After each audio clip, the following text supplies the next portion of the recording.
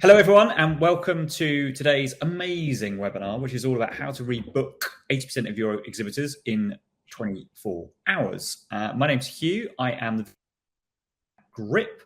I've got quite a few years' experience in events, run quite a few events myself, and I did, what did I do? I think I worked on an event called IPO6 back in 2006, which is all about streaming films over the internet. Could you imagine the future, what it would be like? And there were like 20,000 people at that show. I think it was at Olympia. And it was great fun, but it took about 20 more years until we actually saw Netflix. Anyway, that's enough about me. Don't want to hear about me. You want to hear about my amazing guest, who is Debbie Lee. She is the founder and director of Benchmark Collective. Debbie, I'm not going to steal your thunder. Please tell us all about you. Tell us your story, how you got into the industry, and what is Benchmark Collective?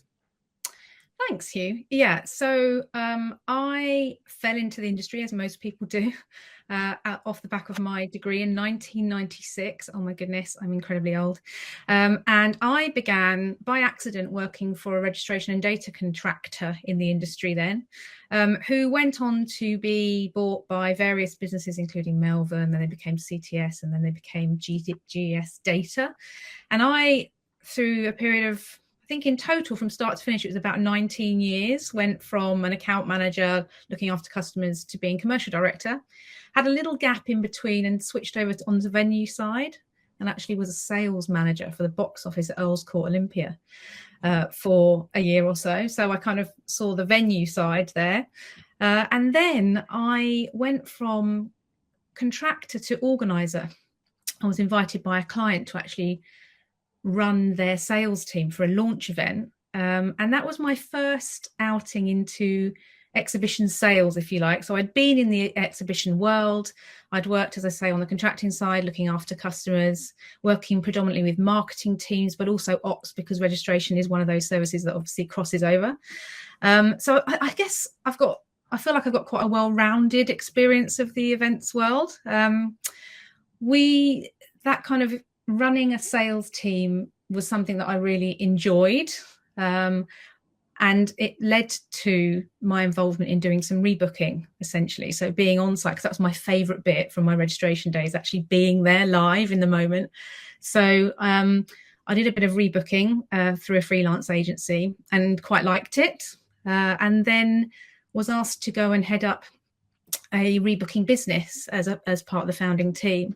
And that went well, but actually we decided to part company, if you like, and I wondered what to do with myself. And actually several of my fellow founders in that business decided to do the same. And four of us came together and created Benchmark.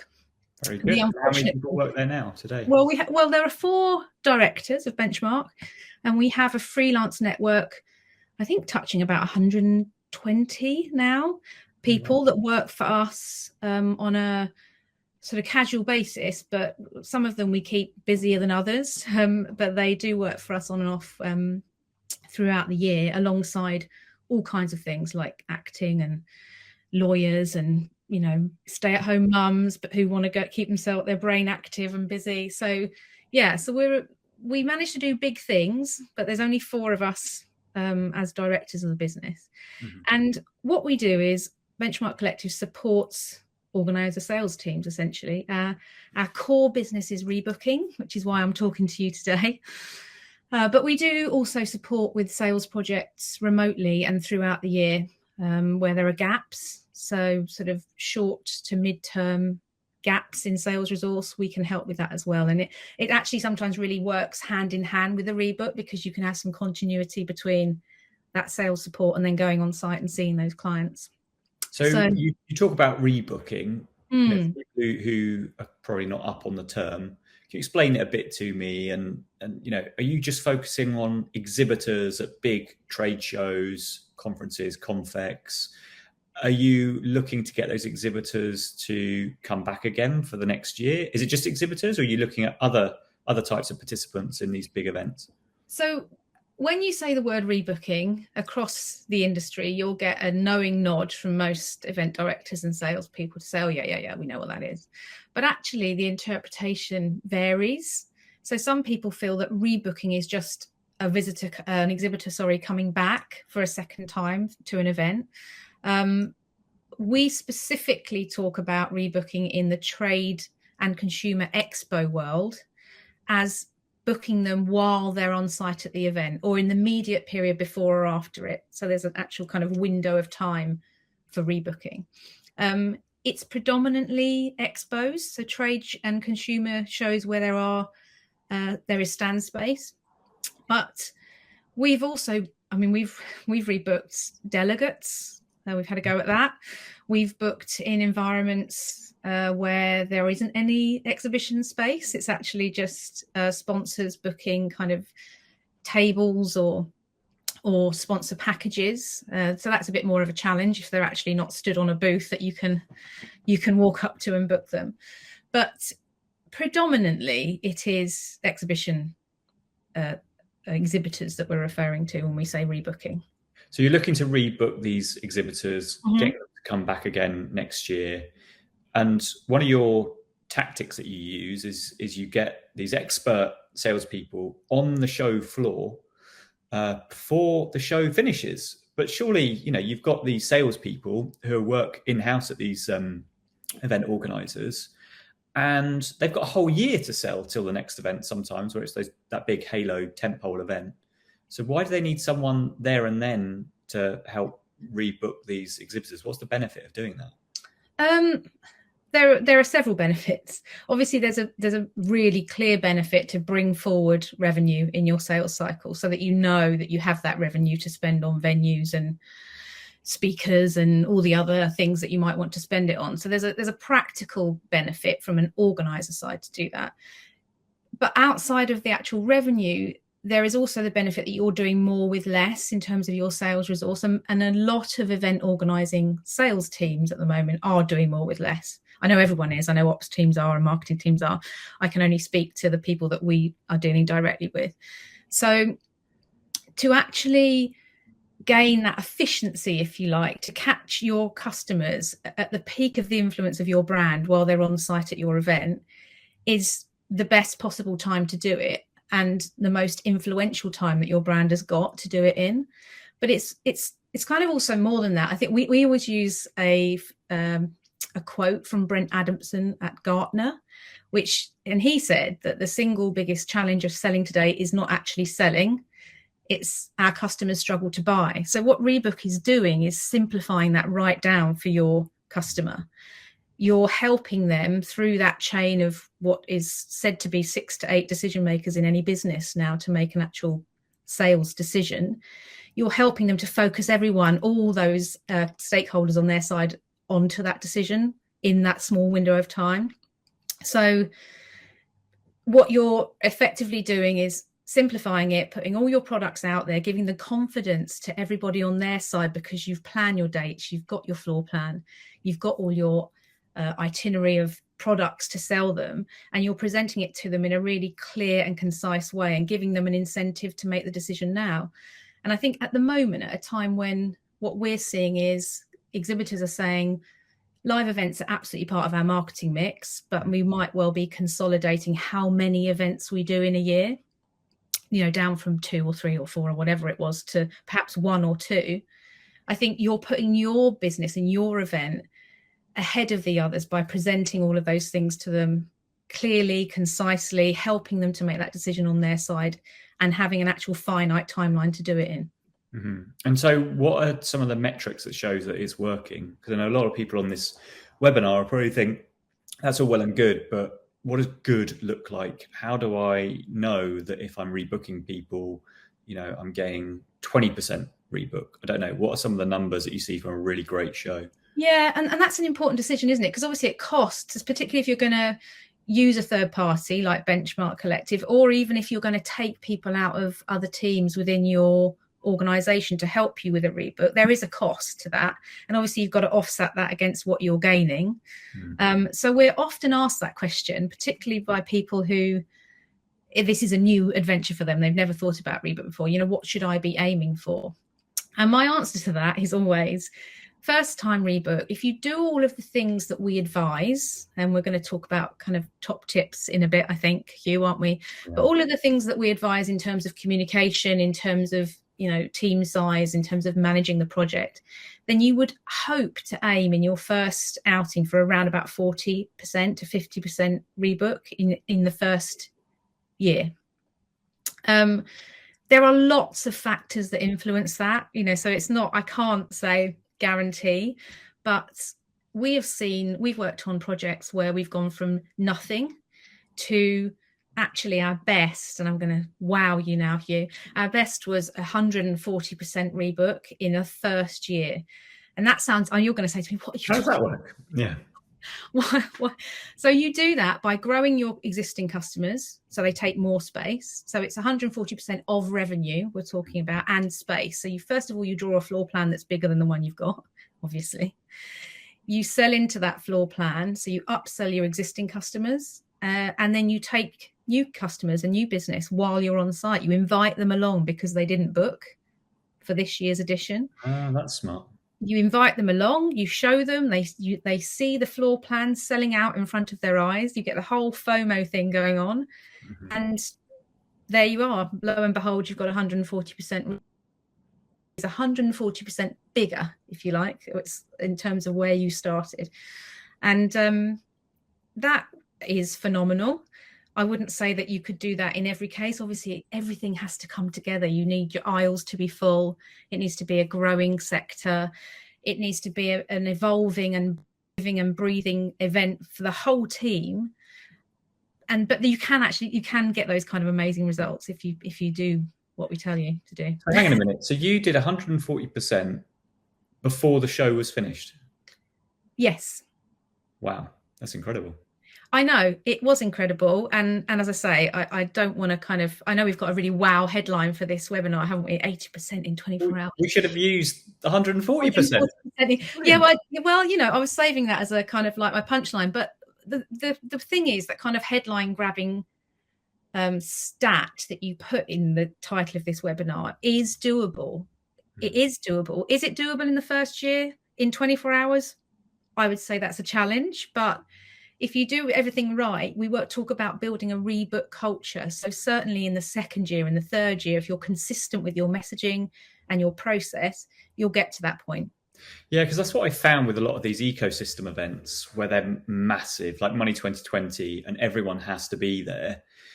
You know, you wonder, it's been going on for decades, these events. And so it's just muscle memory and people have to be there, and it becomes the industry standard event that everyone has to be at. So that must make your job a bit easier than when you go to an event that is just the first one of the first year, and then you have to kind of start from scratch. Yes. But actually that confidence is coming from the fact you've done it for years, but actually there's nothing stopping you having that confidence from year one. We've worked on launch events, first year out of the blocks. Can you possibly have a rebook then? Well, yes, because that is how your sales cycle works, and you're teaching your customers that that's how the booking process works. And the one thing that some organising clients struggle to get their heads around, and we have to remind them of, is that a lot of those businesses on their show floor rebook at other events. So it might be your first edition, or you might be nervous about introducing rebook, but they're used to it, a lot of them, because they've been asked to do it on other events, and actually you're putting yourself at a disadvantage by not offering that service.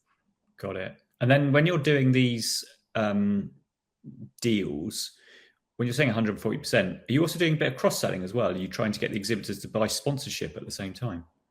Sponsorship is an interesting one, because the challenge that organisers have with rebooking is they've got to get themselves all those things in place before they go on site, at a time when, particularly in the first year, you're also selling up to the line. There is an argument that you shouldn't be selling retention business right up to the line. That's the whole point of rebooking, is you're effectively squeezing it into one quarter, giving you the other 3 quarters to do new business, upselling, all that kind of stuff. So it is a bit of a cyclical thing, and you do create more time for yourself eventually. But the thing with sponsorship packages is that they are sometimes difficult to kind of crystallize before you go on site for an event. If you can, great. But some of them are sometimes so bespoke. If they exist and they're there, and we advocate putting a list of some of the kind of big sponsorship pieces, like, you know, lanyards and all that kind of thing, actually visibly on a sales lounge, so you can actually mark them off as sold. This is sold, this opportunity is sold. And that actually, again, creates this momentum that people think, oh, actually, we've got a little bit more cash in our pot. We could actually sponsor X, Y, and Z next time. So it's about having the time to plan those packages and then offering them as part of your rebook process. But yeah, cross-selling, absolutely. And cross-selling events as well, Hugh, obviously, other additions of events or sister events. It's a great time to talk to them about that, because it really plays into this whole partnership piece that we're trying. You know, that's what Rebook's about. It's a customer service opportunity to talk to them face to face about your relationship with them over the next 12 months and what their business is doing. And it might be that they want to take part in something else that you are planning to put on. Yeah, the vibe I'm getting from you is kind of collaborative, and it's almost like, you know, customer success that you see in software, how you help clients swing through the ball. I want to delve into that in a minute, but before we get there, I want to get into the meat here, because you've given us some really good little tidbits and tips and secrets about how you do it. What other secrets have you got? Maybe talk me through the user journey of how your team operates to rebook, and drop in a few little choice secrets that people on this webinar could steal and use themselves. Yeah, I guess you're kind of getting at the, you know, the kind of the key things that you need to think about when you're doing a rebook. And there's, I kind of break these down into sort of 3 sections. So the first is get the whole team together, that any of your stakeholders within your business. So that's sales, marketing, obviously senior level, and actually make a plan for a rebook. So don't put it to one side and think it's just something you can do at the last minute. Actually sit down probably 3 months out at a minimum and go through, you know, what your rebook story is, how you're going to price your event next year. And this comes from the top down, but also obviously does need to involve everyone so they feel invested in it. And agree an approach for each of your key clients. You know, how are we going to make this look and feel tailored to them? You know, are we going to allow people to keep their locations for a period of the rebook process and then release the floor plan to get that FOMO thing going? Or, you know, what does this look and feel like? And a lot of that is driven by your sales team's knowledge about what they're hearing from their customers. You know, what's the vibe? What's the general mood within that exhibitor base? So yeah, get together early and make a plan is kind of tip number 1. Do that at least 3 months out and go through each of the elements of that. The second kind of aspect of our approach is communication with the clients. Plan it, do it 3 to 4 weeks out, and give your team time to follow up on it, particularly with your key clients. So don't just send an email shot saying you can rebook and then hope that's going to do it, because it's not going to do it. This is a real chance to engage with your customers one-on-one. And do that in a phased way. So your big bellwether clients, your key clients, have a meeting, go out and see them if necessary, if that's possible.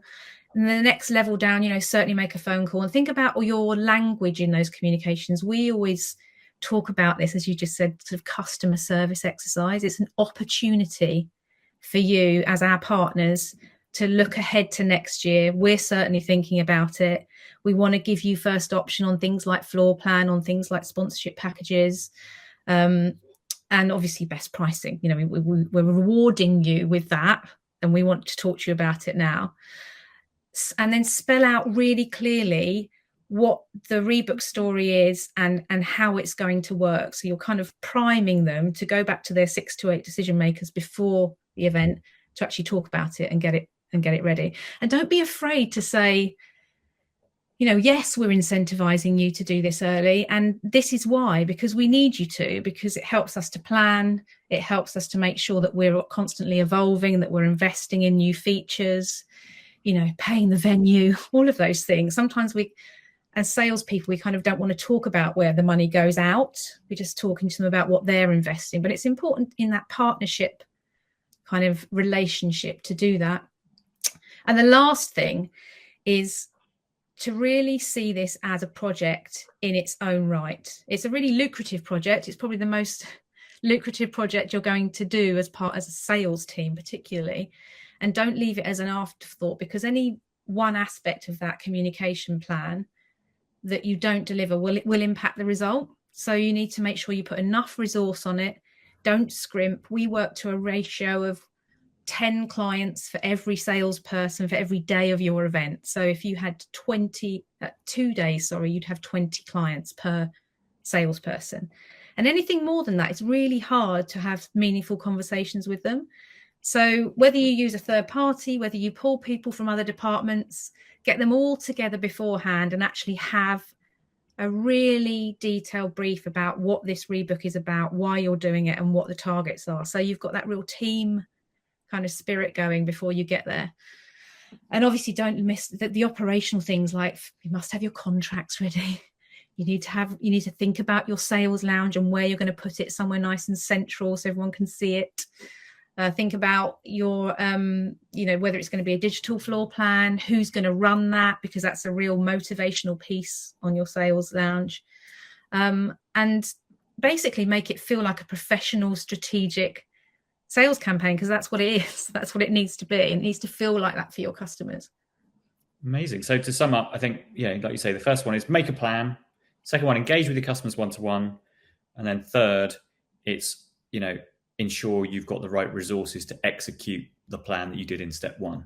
Yeah, and they sound really basic things, Hugh, don't they? And I've had this same conversation with customers time and time again. It's like, well, this actually isn't that difficult, is it? It's not rocket science. Rebook is not rocket science. It's a process, but you have to be focused in your approach to it in order to actually get a result.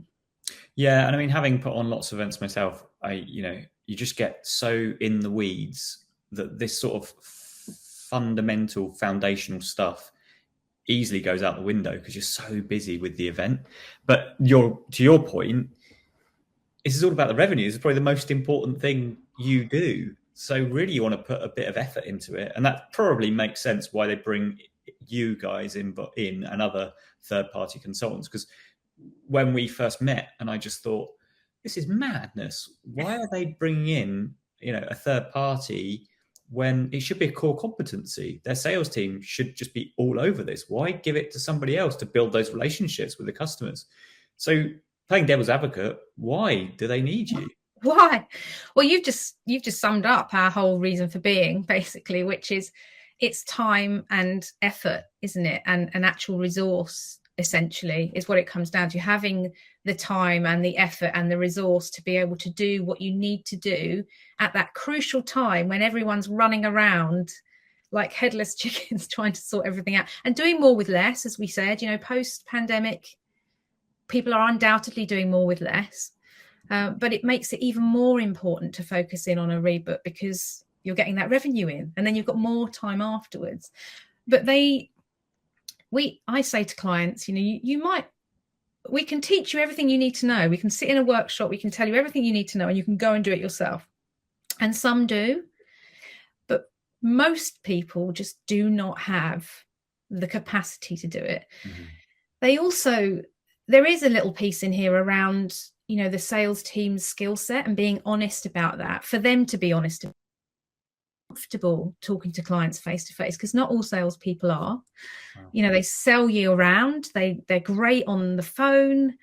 They're number one salesperson month after month. But actually, when it comes to going and seeing that person face to face, of course, most salespeople are gregarious, outgoing people, but not all of them are. And even those that are find it harder face to face. So that sometimes is one of the motivating factors for organisers to bring us in to do it.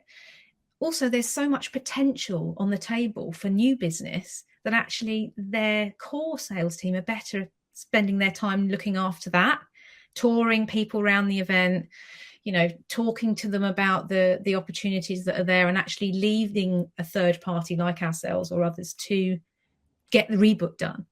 And it can be easier for us to come in and talk to a client and about this in isolation and not be tied up in things that might have happened before. There might have been a slight element of overselling. There might have been a little bit of upset. We can listen, we can take that on board, but then we can actually progress the conversation on perhaps quicker than somebody who's dealing with them week in, week out, year round will be able to. They kind of just get stuck at that point. So yeah, there's lots of reasons why people might need us. And hopefully that summed up a few of them. There must be some tension there when you've got a sales team who's in-house, permanent, and then they bring in external consultants, and they must feel like you're taking their bonus and their compensation away from them because you're doing the work they should be doing. Yes, sometimes we're faced with that. Initially there's a little bit of hesitancy. It's like, who are these people and why are they coming in? And that's where that getting everyone together and getting everyone invested in it is important. I think obviously incentives for your team need to reflect that there's a rebook going on, so there's no kind of bad feeling there. They need to want this to work, your core team. We are very good at working alongside sales teams and actually being part of that team and helping them, and that's where we have to get to. That's where the EDs and the MDs need to get to, where this is seen as a team effort and we are helping them on their way. It generally doesn't last too long. Most people do understand that once they've worked with us for a day or two on the site, they can see what we're doing and they can see we're looking after their customers. And we also are really transparent about who we are and what we're there to do. We don't pretend to be their year-round account manager. We introduce ourselves as supporting them, supporting X, Y, Z, who looks after you year round. This event is clearly, huge. There are only 3 people in the sales team, so we come along and we help to look after you on the day and to talk you through the process. And that generally does allay fears that, people's noses are being put out of joint.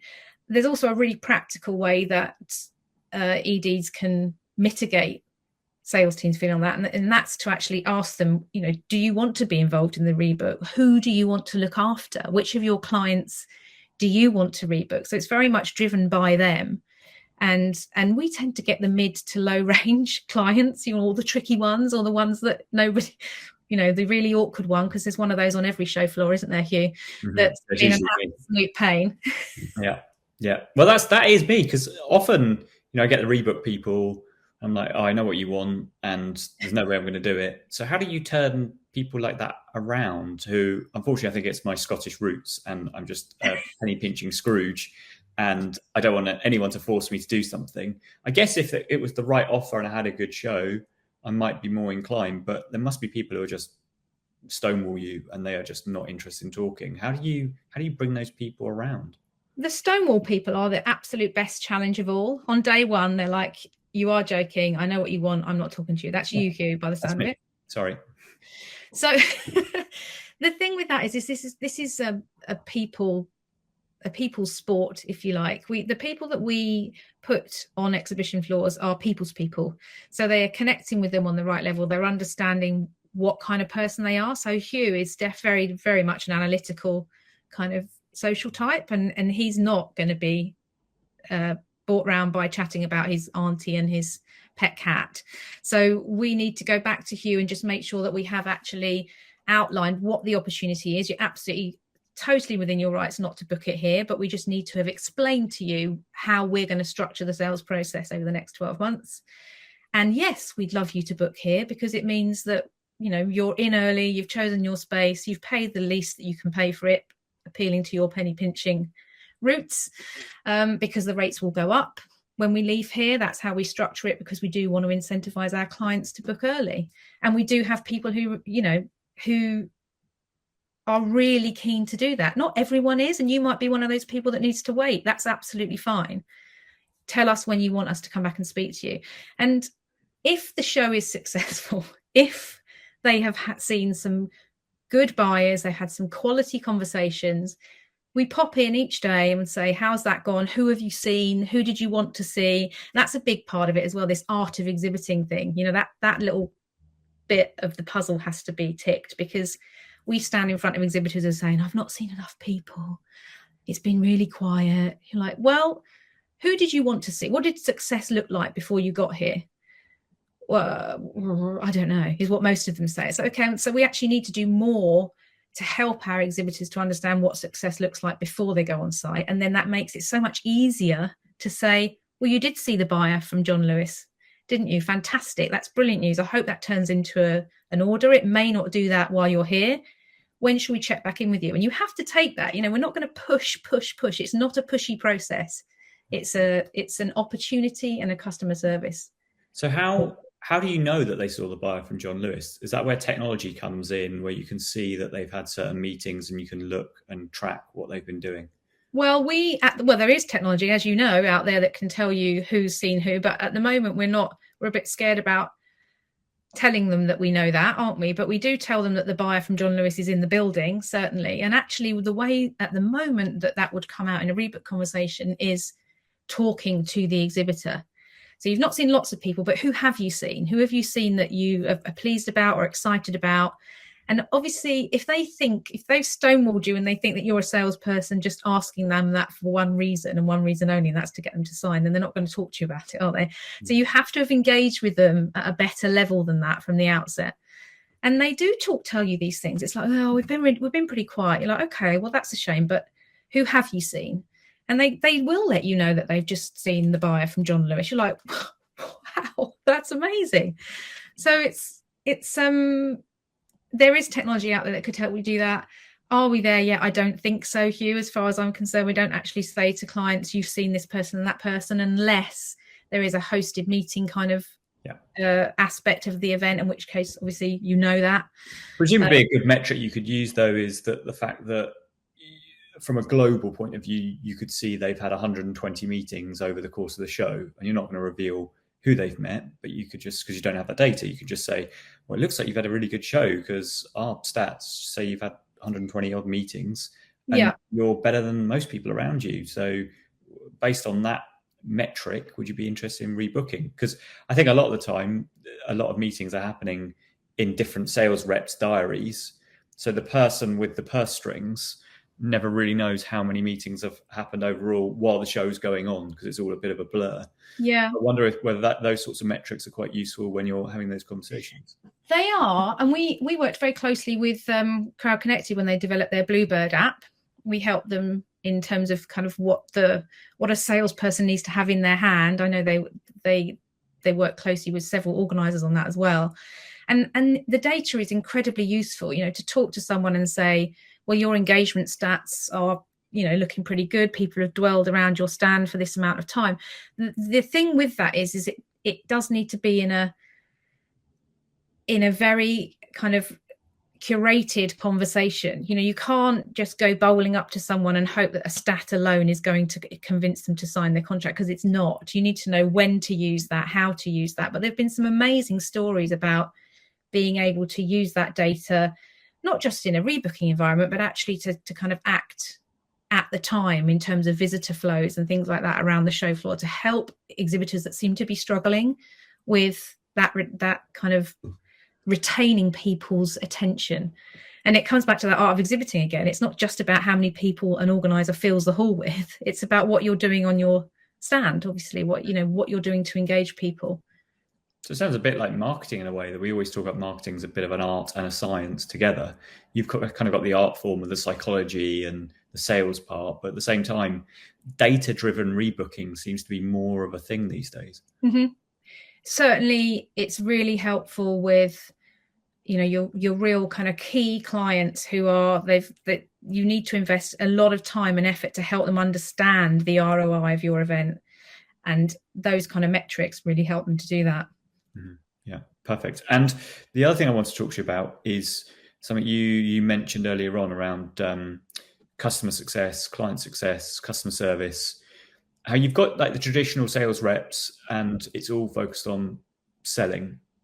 Whereas in the software world, we have client success reps and they're more focused, less on selling, more on helping the customer achieve their objectives and helping them swing through the ball. So in golf terms, they're not just hitting the ball and stopping as soon as they hit it. They're swinging right through and ensuring that you can upsell, cross-sell, because you built those relationships. Yep. You created value for them.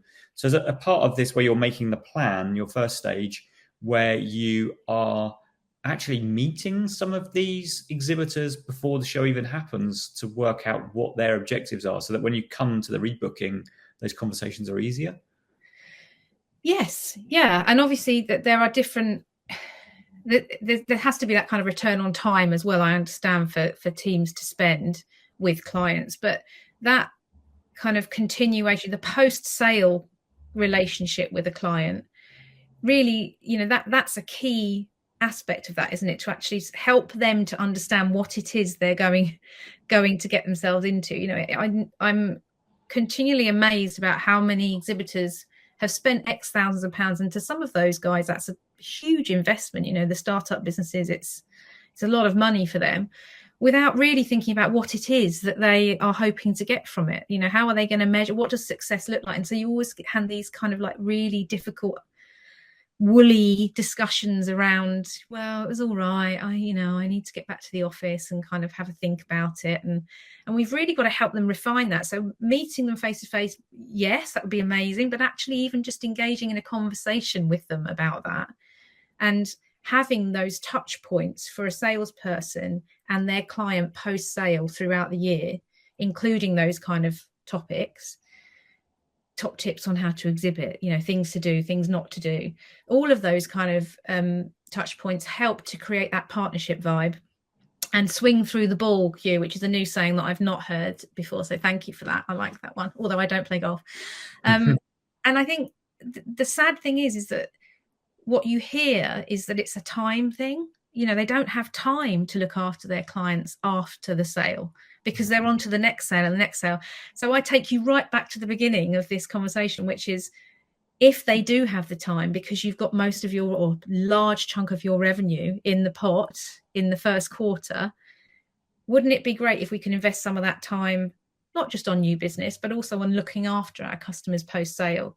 Because some of those customer, what do they call them? Customer experience teams or customer success teams. I know that they were created in some businesses and actually have not survived the pandemic. In some businesses, they don't exist anymore.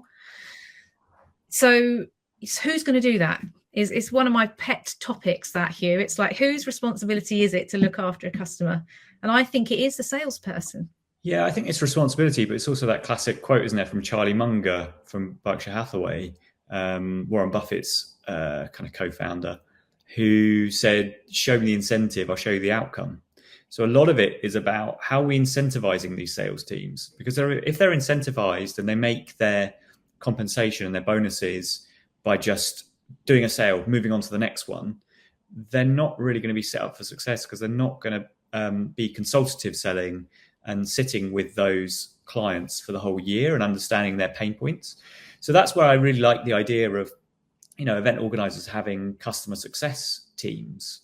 But it seems like maybe the pandemic and the whole, global economic slowdown that we're experiencing now has seen that go by the wayside a little bit, which is unfortunate. And we're going back to the old days of having, sales teams who only care about the sale. And that, as an exhibitor myself, it just feels a bit, I don't know, a bit short term, and I don't feel like I'm a valued customer. I just feel like I'm just another bit of revenue that I could get in. Are you seeing that? Yeah, yes, we do see that, and sometimes we see that it's not unusual for us to be the face of an event because it's the only face they've ever seen. They were sold to perhaps by telephone and email, and then they're into the whole realm of ops and exhibitor manuals and the accounts team, but actually they haven't actually seen a human being at all, face to face, until we actually get to the event. So I think it doesn't deliver what everyone seems. There's a consensus that everyone understands that retention is how you grow an event. You have to retain clients in order to grow. It's a lot easier to retain them than it is to find a new one. So we have to practice that, don't we? We have to actually put some practical applications into that, like including incentives, including resource, including all of those, customer success teams maybe. Obviously smaller businesses never had that, but smaller businesses do a great job at looking after some of their after their customers, because they understand that, okay, that client does need 2 or 3 phone calls after sale. Does it really take that much time to have a couple of conversations with an exhibitor after you've sold to them, just to check in with them and see?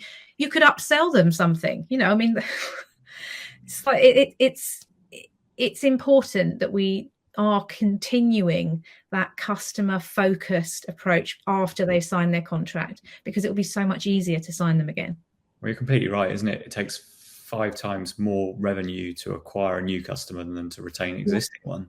And as you get bigger, you kind of lose sight of your customers a bit. So actually, organizers just need to be think more like smaller organizers, even if you're huge multinational, to try and look after your exhibitors. So that's great. I think we've got 1 minute left.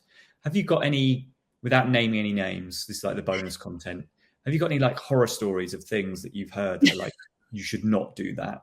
Or if you don't want to go there, have you got any amazing gems of some examples of how rebooking's gone brilliantly well? Just some examples without, the anonymous, that might give a bit of color to people. That would be really useful. Well, I'll start with the you should not do. So the big danger is that you can see a rebook as an administrative tick box in your sales cycle, and we have seen some situations with largish organisers and where they've just literally dropped a paper contract on people's stands and said, fill that in. Now, not only is that not a great sales approach, but it's missing the whole point of a rebook, which is, talk to them, understand them. At very least, they're going to, if you get them to sign that by doing that, then I'd be shocked. You might get a handful. But it's just the absolute antithesis of everything that you should be doing with a rebook. And the result is, bullyish. If you go back round again and say, where is it, fill it in. It's just, it brings me out in shivers, just the thought of that. The other thing is, it's very difficult to plow ahead with a rebook if your event is not in a good place. So if you're going on site knowing that and obviously we've come through a really tricky phase. Those first shows back post-pandemic have been very difficult. Organisers have been put in such difficult situations with people pulling out at the last minute, and there's been all sorts of difficult scenarios. You can't plow ahead with a rebook in that environment. Do plow ahead with having a team out there talking to clients, understanding what they've been through, doing the whole customer service piece, but really put your contracts away and put them in a cupboard. We've been in situations where we're trying to rebook and the stands are not built, the furniture's not delivered, the show's open. It's really quite damaging, because you do really have to roll back, and that's where the experience does help, because you do it automatically. It's like, of course I'm not going to talk to you about booking for next year if you are standing in front of me and super wound up about this year. So that's important. All the component parts have to come together, don't they? Ops need to do their job, marketing need to fill the aisles, and a sales team need to be able to kind of go out with pride as that event is trading. So that's a bit of a horror story. We've had that on more than one occasion, trying to sell, and actually ended up being more kind of reporting of problems than we have actually been salespeople. But on the flip side, it's the feeling of implementing a rebook for the first time and actually taking an organizer from, we don't even know what this is, we've vaguely got an idea of what this is, to, okay, I just need to do these things. Like I say, it's just a process. Just do these things, turn up on site with confidence, and then seeing a result come in that first year that gives them, 50% of their revenue in the first year, signed on a contract. All they need to do is go back, send out their invoices, and then start to look after them. I just think that's the best possible outcome. It's like, why would you not want to do that? Why would you not consider doing it? And most of the time that people don't consider doing it is because they think about that first thing, which is the real bullyish sales tactic where you're going around chucking contracts at people. And that is really not what a rebook is. Good. Well, I'm glad you've told us all about what rebooking is and best practice. Debbie Lee, you've been amazing. How can people get in touch with you? Obviously, there's an on-demand webinar. and they can't ask questions, but they can pose questions to you via other means. What's the best way of people getting in touch with you? Well, you can absolutely just pop on our website and drop me a message there, or directly. My email's debbie@benchmarkcollective.com. And I'd be happy to have a chat with anyone who's, really interested. I can talk about Rebook for hours on end. So if you want to ask me any further questions, or you are particularly thinking about it for your event and you want some ideas about how you might do it that first time, then give us a shout. Thanks very much. Well, I'm off to go and reorganize my book collection. I love that color-coded book. Yeah, non-color-coded, because it will wind my wife up because she put it all together. And then maybe I'll get my yellow flowers here and I'll stick them here. So benchmark yellow. There you go, benchmark. We're on brand. Fantastic. Well, Debbie, you've been amazing. You've been my favorite webinar guest ever, and I tell every webinar. You say that to everyone, don't you? Yeah, I do. But no, it was brilliant. Loads of insights, everything that anyone needs to go and do their own rebooking, but hopefully they don't. They use your team. But you've been very, very nice with sharing all your secrets, and we'll catch you again soon. Thanks, Hugh. Nice one. Cheers. Bye. Bye.